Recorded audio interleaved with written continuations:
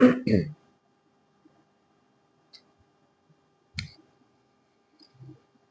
Guys, welcome back to my channel easy artistic with Neha और myself Neha Khandelwal. I welcome you all in my channel.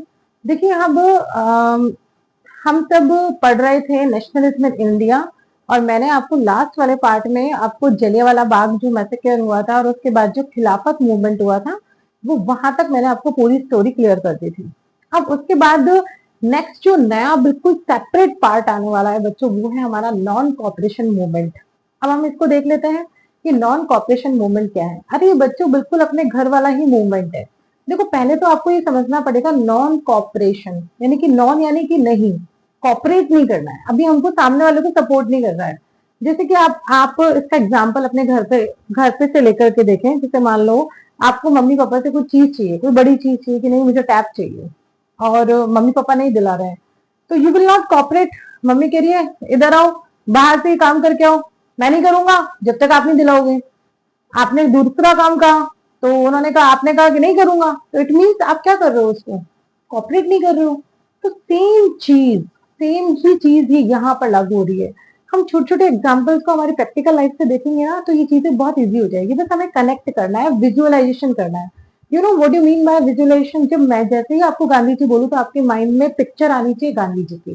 तो same जैसे ही non cooperation, तो आपको mind में से दिखना चाहिए कि हाँ ब्रिटिश घूम रहे हैं, अब वी आर नॉट कॉपरेटिंग, हम उनको कॉपरेट नहीं। अब कॉपरेट करने का मतलब क्या है, यहाँ पर वो वाला सिस्टम तो है ही नहीं है कि ब्रिटिश कह रहे हैं ये कर दो, हम कह रहे हैं नहीं करेंगे, ऐसा नहीं है। अब हम इसको उस स्टोरी से समझते हैं।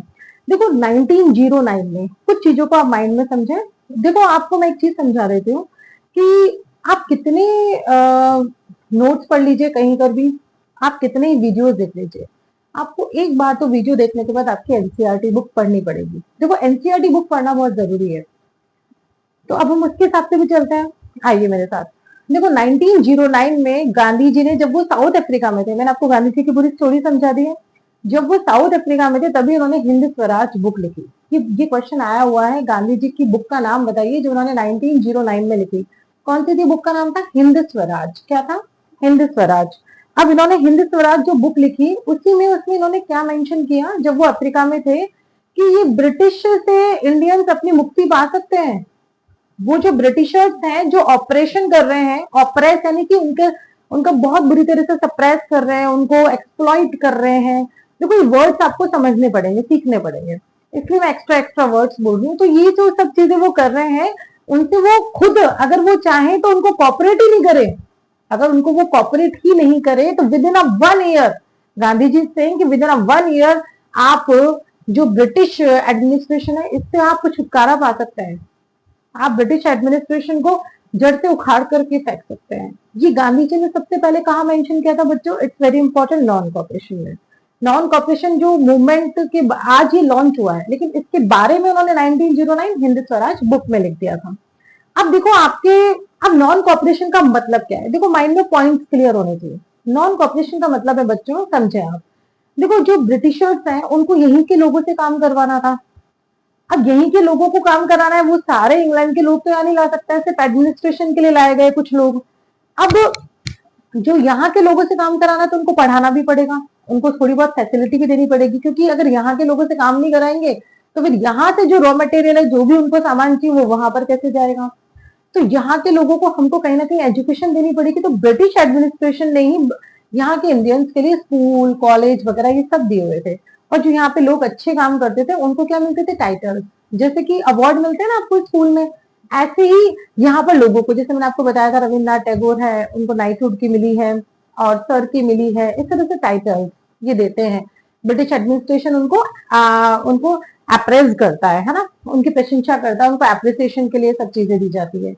तो फिर अब नॉन कॉपरेशन का मतलब क्या था कि भाई जो तुमने स्कूल हमें दिए है पढ़ने के लिए, हम उसमें नहीं जाएंगे। तो it means we will boycott, boycott कर देंगे हम। किसका करेंगे?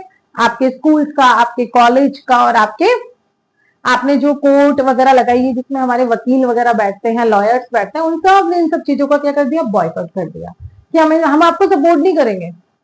तो क्योंकि सबने सोचा कि अगर थोड़े से दिन अगर हम ये मेहनत करेंगे तो क्या पता गांधी जी सही कह रहे हैं और हमें फ्रीडम मिल जाए, तो लोगों ने इनका साथ दिया।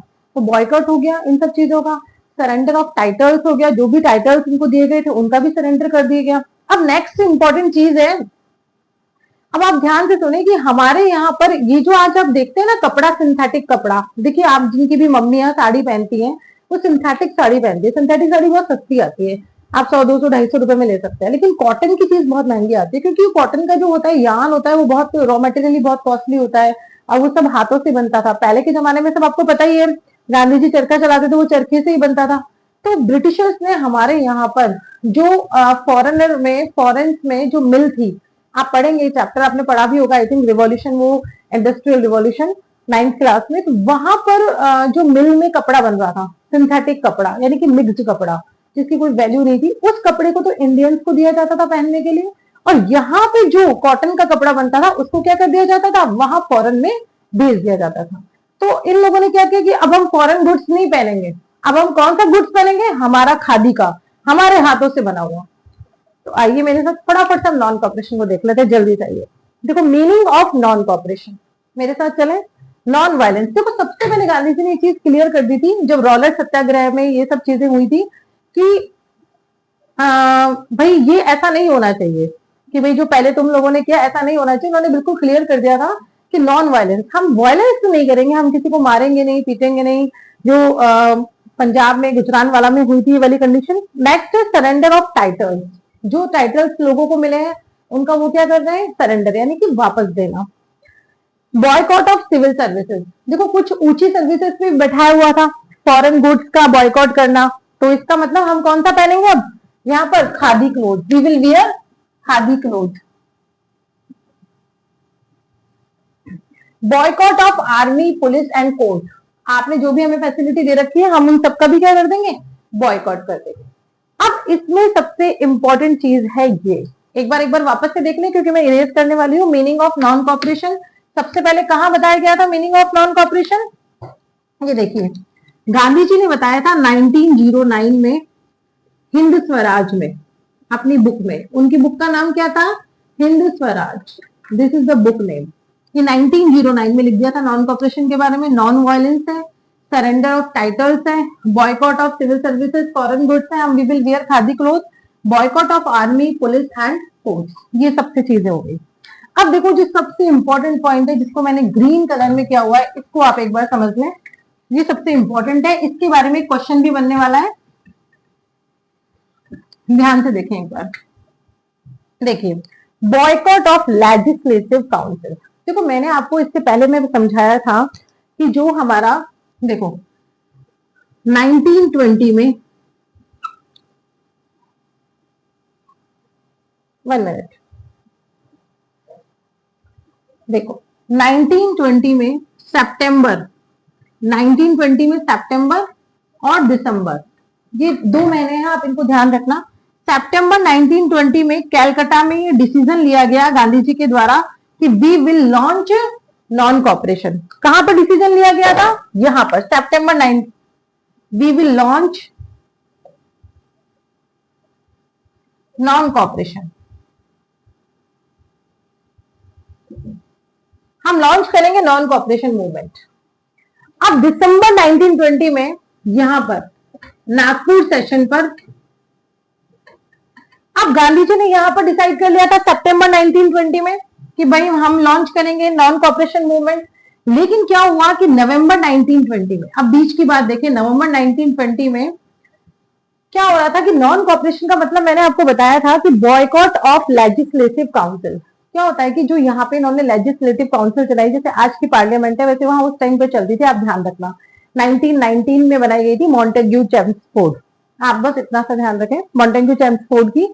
तो उसमें क्या था, कुछ हमारे लोगों को भी पद दिया हुआ था, तो इन्होंने कहा कि भाई अब हम इलेक्शन में बॉयकॉट कर देंगे। तो क्या था कि जो कांग्रेस है, जो ये कांग्रेस है, इस कांग्रेस में भी 2 गुट थे, एक तो महात्मा गांधी के साथ में और एक महात्मा गांधी का अपोनेंट। जो अपोनेंट ग्रुप क्या कह रहा था, अपोनेंट ग्रुप कह रहा था अरे भाई यही तो लेजिस्लेटिव काउंसिल ही तो एक तरीका है जिससे हम ब्रिटिश एडमिनिस्ट्रेशन को जड़ से उखाड़ के फेंक देंगे, हम राज कर सकते हैं। अगर गांधी जी आप नॉन कॉपरेशन में लेजिस्लेटिव काउंसिल का भी बॉयकॉट करा दोगे तो फिर हमारे पास कुछ नहीं बचेगा।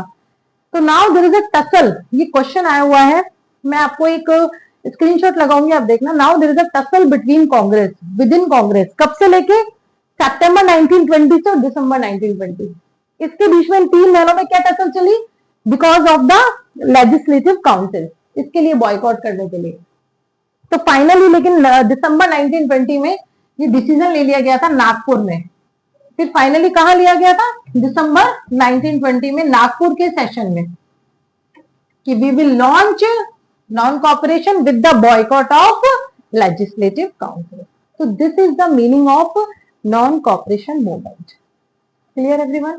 अब नॉन कॉपरेशन मूवमेंट को लॉन्च किया गया 3 जगह, हम इसमें सॉरी सब जगह पूरे इंडिया में लॉन्च किया गया। लेकिन क्या था बच्चों कि जो नॉन कॉपरेशन मूवमेंट है, ये लोगों को क्या था? फ्रीडम चाहिए थी, क्योंकि वो लोग बहुत ज्यादा ब्रिटिश से परेशान हो गए थे, और ये सब जो मतलब इंसिडेंट्स हुए जा रहे थे, उनको लग रहा था कि बस अब कैसे भी छुटकारा मिल जाए। तो जैसे ही उनको पता चला कि नॉन कॉपरेशन मूवमेंट लॉन्च कर रहे हैं गांधी जी, और ये बहुत बड़ा हो रहा है, और वी विल नॉट सपोर्ट, तो लोगों ने इसका मतलब अलग अलग तरीके से लिया। गांधी जी ने सबसे पहले समझाया था कि हमें नॉन वायलेंस करना है, लेकिन ये खबर, जैसे मान लो मैंने जयपुर से कोई न्यूज निकाली, अब वो नीचे तमिलनाडु तक पहुंचते पहुंचते क्या हुआ? मेरी बात, वो एक गेम खेलते ना कि एक कान से दूसरे कान तीसरे कान, ऐसे पहुंचते पहुंचते वो चीज गलत वे में चली गई। गांधी जी ने तो कहा था कि हमें बिल्कुल पीसफुल प्रोसेशन करना है, शांति से हम इन सब चीजों का बॉयकॉट करेंगे, चुपचाप बैठेंगे, वी विल नॉट कॉपरेट, हम इनको कॉपरेट नहीं करेंगे किसी भी चीज में। तो आप मुझे एक बात बताओ कि अगर हम ब्रिटिश के साथ ऐसा कर रहे हैं, तो क्या ब्रिटिशर्स चुपचाप बैठ जाएंगे? क्या वो बैठ जाएंगे चुपचाप? नहीं बैठेंगे, वो भी कुछ ना कुछ एक्टिविटी करेंगे, वो भी कुछ ना कुछ करेंगे। तो इस तरह से अब हम देखते हैं कि लोगों ने नॉन कॉपरेशन, देखो फेल हो गया था नॉन कॉपरेशन मूवमेंट, आप माइंड में बिठा लें। लेकिन क्यों हुआ था फेल? पहले तो लोगों ने खुशी खुशी में इसका बॉयकॉट किया, लेकिन क्या लंबे समय तक ये सब चीजें टिके रहने वाला आसान था? तो ये वाला हम पढ़ने वाले हैं, the movement in the town, कि नॉन कॉपरेशन मूवमेंट। तो पहले ये समझ लें आप कि कब स्टार्ट हुआ था ये। फाइनल तो सितंबर 1920 में हो गया था, दिसंबर 1920 में इसको ऑल इंडिया में लॉन्च कर दिया गया।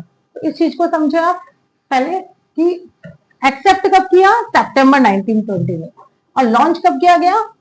दिसंबर 1920 में इसको फाइनली लॉन्च कर दिया गया। और कब तक चला ये? फरवरी 1922, फरवरी 1922 में नॉन कॉपरेशन मूवमेंट खत्म हो गया। तो यानी कि 1 ईयर 3 मंथ। अब हम 1 ईयर 3 मंथ में इंडिया की हालत देखते हैं क्या हुई।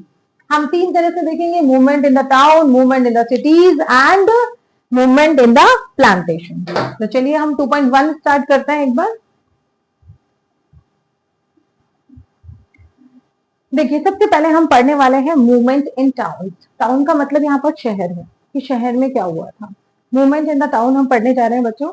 तो देखो सबसे पहले देखो मिडिल क्लास ने इसमें पार्टिसिपेट किया, क्योंकि सबसे ज्यादा जो मार पड़ रही थी ना वो मिडिल क्लास को। देखो पैसे वाले तो सब राजा और जितने भी थे इनके करीबी थे, और ब्रिटिशर्स के करीब थे, और जो बिल्कुल पुअर क्लास थी उनको तो उनकी तरफ से तो कुछ भी हो, उनको तो जीवन वैसा ही था। जो मिडिल क्लास थी ना वो सबसे ज्यादा सफर कर रही थी, क्योंकि उसी के ऊपर सबसे ज्यादा प्रेशर आ रहा था।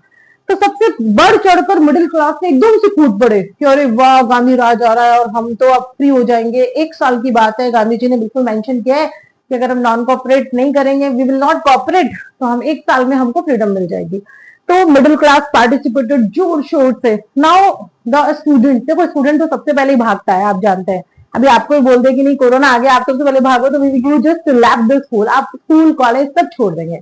स्कूल कॉलेज सब छोड़ दिया, सरेंडर ऑफ टाइटल्स, जितने भी टाइटल्स थे उनका भी सरेंडर कर दिया सब लोगों ने कि अरे यार 1 साल के लिए अगर हम दुख पालेंगे तो कोई बात नहीं, लेकिन हमें क्या मिल जाएगी? आजादी, फ्रीडम। अब लोगों ने क्या किया? अब देखो बॉयकॉट ऑफ लेजिस्लेटिव काउंसिल, अभी मैंने आपको समझाया था। तो एक्सेप्ट मद्रास, मद्रास को छोड़कर सब जगह लेजिस्लेटिव काउंसिल का, ये इंपॉर्टेंट चीज है बच्चों, इसको ध्यान रखना है। स्टार्ट कि किसको छोड़कर? मद्रास वाले, क्योंकि वहां पर एक नॉन जस्टिस पार्टी थी ब्राह्मणों की, जस्टिस पार्टी। उन्होंने कहा था कि नहीं नहीं, हमारे पास तो एक ही तरीका है, अगर हमें अंग्रेजों से छुटकारा पाना है तो हमें इनके साथ इनके पार्टी में अंदर रहना पड़ेगा। तो बस ठीक है, एक सिर्फ ये पार्टी थी मद्रास में, जो इलेक्शन हुए थे वहां पर इन लोगों ने नहीं किया था बॉयकॉट, बाकी सबने कर दिया। अब देखो बच्चों क्या हुआ।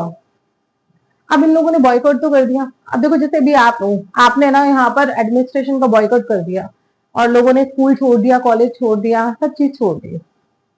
लेकिन लेकिन कहीं ना कहीं जो सर्विसेज ब्रिटिशर्स ने इनको यहाँ दी हुई थी कि लाइक टीचर्स पढ़ा रहे हैं, तो कहीं ना कहीं अर्निंग का सोर्स भी यही था। लोगों को, जैसे कि मान लो आप रेलवे का माल पहुंचा रहे हैं और मान लो ये सारा सामान बाहर जा रहा है, तो भी आपको सर्विस का तो पैसा मिल रहा था कुछ मिनिमम। तो आप ये सब चीजें जो बॉयकॉट और ये सब चीजें कब तक कर सकते थे? 2 मंथ 3 मंथ लोग भूखे मरने पर लग गए, पता है आपको। लोगों का जो इकोनॉमिक कंडीशन थी बिल्कुल डाउन हो गई, क्योंकि आज कितने दिन हो गए बच्चे स्कूल नहीं जा रहे हैं, लोग अपने जॉब पर नहीं जा रहे हैं। अब देखो, हमने कहा कि हम फॉरेन क्लोथ का क्या करेंगे, बॉयकॉट करेंगे। तो फॉरेन क्लोथ तो हमारे इंडियन क्लोथ से बहुत सस्ता था। मान लो वो 1 रुपए में मिल रहा है तो वो 10 रुपए में मिल रहा है, लोगों के पास तो पैसे ही नहीं थे। तो हालत इतनी खराब हो गई थी, जोर शोर से गांधी जी के कहने पर तो इन लोगों ने बढ़ चढ़कर हिस्सा किया, लेकिन उतनी ही स्पीड से मतलब ये क्या हो गया, नीचे गिर गया, स्लो डाउन चला गया, बिकॉज ऑफ द इकोनॉमिक जो फ्रंट था ना इंडिया का, वो बहुत लो था, लोगों के पास पैसा ही नहीं था। तो ये जो क्वेश्चन आता है, ये पूछा जाता है कि मूवमेंट इन टाउन्स में जो मूवमेंट हुआ था वो कैसे स्लो डाउन हो गया था, इकोनॉमिक फ्रंट पे ऐसा क्या हुआ था कि वहां पे उसकी वैल्यू घट करके इतनी हो गई थी। तो ये जो हमारा नेक्स्ट क्वेश्चन है, ये मैं आपको करवा देती हूँ, तो इसके पॉइंट्स आप जरूर नोट डाउन कर लेना एक बार। देखिए गाइज, हमारे पास एक क्वेश्चन है, the effect of non cooperation movement on the economic front was more dramatic. देखो, पहले तो आप क्वेश्चन को समझे कि जैसे ही टाउन में हुआ तो इकोनॉमिक फ्रंट में ड्रामेटिक, मतलब ड्रामेटिक का मतलब ये नहीं है कि कोई ड्रामा चल रहा है, कि ऊपर नीचे कैसे हो गया, कि ऐसा क्या ही हुआ इकोनॉमिक लेवल से कि जो मूवमेंट था उसका अलग ही इफेक्ट आया हमारे इकोनॉमिक लेवल पर, क्योंकि जो हमारे पैसे की वैल्यू थी वो गिर करके क्या हो गई, जो हमारी एक्सपोर्ट इंपोर्ट वाली वैल्यू थी वो डाउन हो गई। तो आइए हम एक बार इसको देख लेते हैं किस तरह से। देखो, ये ऐसा क्यों हुआ, क्योंकि हमने क्या किया था, बॉयकॉट ऑफ फॉरेन गुड्स। क्या किया था, बॉयकॉट ऑफ फॉरेन गुड्स। देखो, हमने क्या किया, जो हमारे विदेशी माल था उसका क्या कर दिया, बॉयकॉट कर दिया हमने। तो उसका बॉयकॉट करने से क्या हुआ कि हमारे यहाँ पे जो इंडिया में जो इंपोर्ट एक्सपोर्ट हो रहा था वो सब चीजें खत्म हो गई, क्योंकि जो हमारे मर्चेंट्स थे, जो इंडियन मर्चेंट है, देखिए मान लो ये यहाँ पर है ना मिल है, फॉरेन में ब्रिटेन में ये मिल है, ये ब्रिटेन में जो मिल है ये कपड़ा बना रही है और ये कपड़ा इंडिया में आ रहा है। तो यहाँ पर जो मर्चेंट्स हैं वही तो सौदा कर रहे हैं इन सब चीजों का। तो इन मर्चेंट्स ने यहाँ से एक्सपोर्ट इंपोर्ट करना बंद कर दिया। वो क्या कर रहे थे, यहाँ से कपड़ा लेकर इधर को दे रहे थे और इधर से लेके इधर को दे रहे थे। तो ये सब क्या हो गया, बंद हो गया इंडियन मर्चेंट्स से प्रोडक्शन करना। तो ये सब करने से क्या हुआ, जो इकोनॉमिक लेवल था इंडिया का, जो इकोनॉमिक लेवल था वो क्या हो गया, डाउन हो गया।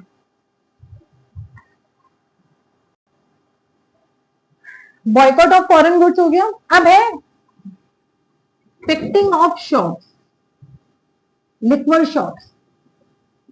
इसका मतलब होता है, देखो लिक्वर जो होती है, दारू की जो दुकान होती है, महिलाओं ने उसके भी आगे क्या किया, जो मेन एंट्रेंस की जो होती है, जैसे मान लो ये दारू की दुकान है और इसका ये मेन रास्ता है, तो इसको क्या कर दिया, ब्लॉक कर दिया, इसको यहाँ पर खड़ी हो गई वो। It means picketing of liquor shops. तो जो लिक्वर शॉप से जो हमारी अर्निंग होती है, आप सभी जानते हैं कि इससे बहुत अच्छी अर्निंग होती है, तो वो भी क्या हो गई, अर्निंग होना बंद हो गई। तो इकोनॉमिक लेवल क्या हो गया, डाउन हो गया। हमारा जो इंपोर्ट है, import of, sorry, decline in import value, इन सबका भी हमारे उस पर फर्क पड़ा। और एक पॉइंट है आपकी बुक में कि 1921 में, 1921 से लेके और 22 तक हमने क्या किया कि जो हमारी हम जो फॉरेन गुड्स की जो मंगवाते थे, हम इतना मंगवाते थे 102 करोड़ का, और फिर लास्ट तक यहाँ कितना रह गया था, 57 करोड़।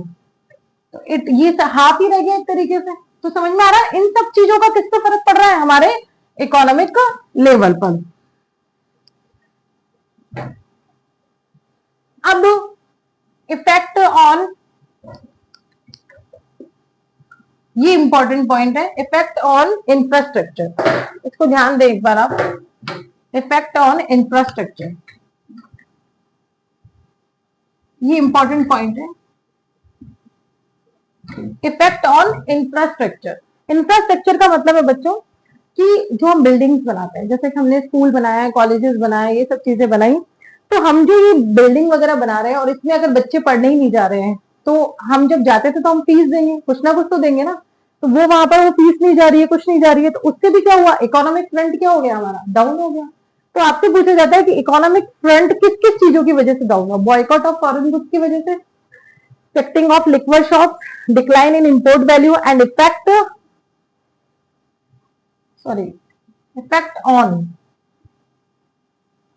On infrastructure. तो आपको बस ये क्वेश्चन मेरे ख्याल से क्लियर हो गया होगा। अब ये क्वेश्चन आता है कि मूवमेंट क्यों स्लो डाउन हो गया धीरे धीरे टाउन्स में लास्ट तक जाते जाते, कि मूवमेंट क्यों स्लो डाउन हो गया लास्ट तक जाते जाते। तो मूवमेंट इसलिए स्लो डाउन हो गया क्योंकि जो खादी का क्लोथ था वो पहनना बहुत मुश्किल था, इट इज वेरी कॉस्टली, और जो मिल्क का क्लोथ आ रहा था वो बहुत सस्ता था, तो लोग उसको अफोर्ड करना उनके लिए बहुत महंगा हो गया था, इसलिए लोगों ने धीरे धीरे धीरे क्या हुआ, वो खादी के क्लोथ को पहनना बंद कर दिया, मिल्क का क्लोथ पहनने लग गए, लोगों ने वापस से अपनी ड्यूटीज ज्वाइन कर ली, बच्चे स्कूल जाने लग गए, लॉयर्स अपनी प्रैक्टिस के लिए जाने लगे। तो इस तरह से सब लोगों ने वापस, क्योंकि 6-7 मंथ 8 मंथ हो गए थे उनको भी, तो उनको लग रहा था कि अब इससे ज्यादा नहीं चल पाएगा, तो सब लोगों ने अपनी अपनी ड्यूटीज ज्वाइन कर ली। इस तरह से टाउन में से नॉन कॉपरेशन मूवमेंट धीरे धीरे क्या हो गया बच्चों, स्लो डाउन। तो दिस इज, अब नेक्स्ट है हमारा कंट्री साइड, फिर उसके बाद हमारा है प्लांटेशन। तो नेक्स्ट में मिलते हैं कंट्री साइड के साथ।